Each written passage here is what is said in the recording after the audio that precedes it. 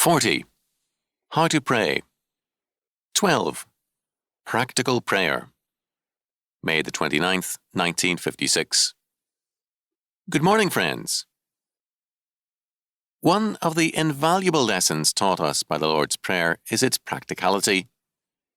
Too much praying is too spiritual to be human. It assumes that we have no bodies and no physical needs or requirements. It moves in the world of clouds rather than in a world of men. One of the surest marks of unbelieving prayer is its vagueness and its exclusively spiritual nature. People who avoid asking God for things do so simply because they believe Him to be incapable of giving them. Jesus ruled out all such lifeless praying when He included this petition, "Give us this day our daily bread," in what was given to the disciples as a practical lesson in prayer. Hunger is the most elemental of our physical needs, and hungry men have created revolutions, incited riots, and committed crimes. God recognizes this need as a valid one and asks that it be brought to Him. He thereby gives recognition to all our physical needs and summons us to seek His blessing with provision with regard to them. This petition finds its place in the Lord's Prayer immediately after the words, "Thy kingdom come, Thy will be done on earth as it is in heaven." God's will and our needs must both find expression in all healthy prayer. Moreover, the Lord's Prayer gives us the right to say that it is a part of the Lord's will and of His kingdom plan that our daily needs be met through Him, that they be brought to Him in prayer, that they be recognized as God-given hungers and needs, requiring God's blessing and filling.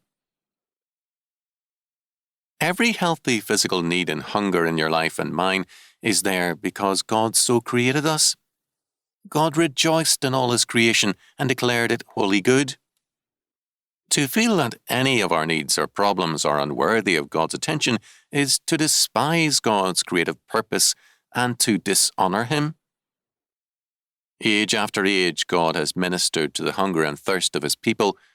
To Israel in the wilderness, He gave meat, manna, and water. To Elijah in the desert, He gave food. To the multitudes that followed our Lord into the wilderness, He gave a miraculous feeding.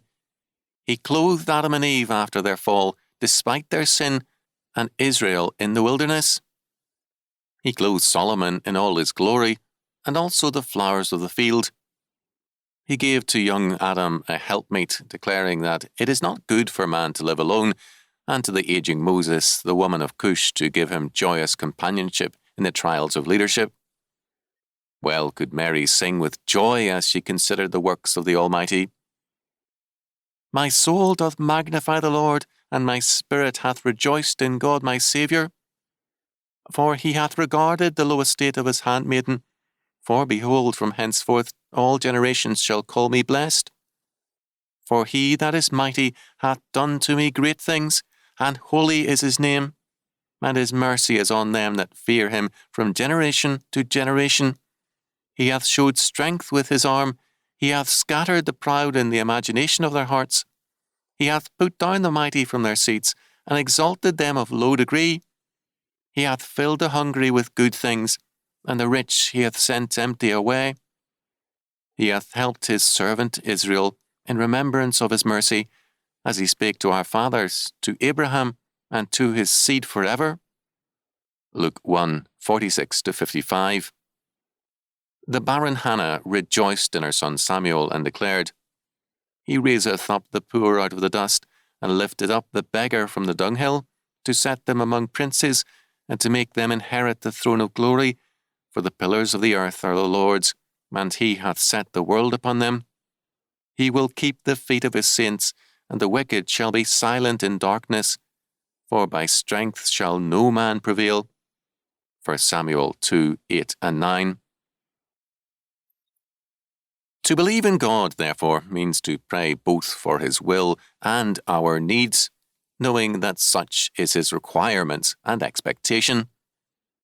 Paul declared, "In nothing be anxious, but in everything by prayer and supplication with thanksgiving let your requests be made known unto God." Philippians 4:6 ASV. My God shall supply all your need. Philippians 4:19. Open your hunger to God in prayer. Commit it to the Lord and wait patiently for Him.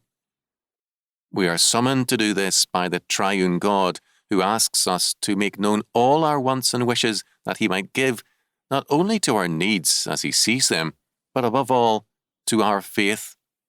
Therefore pray believing in Him that you might receive, and receiving be filled.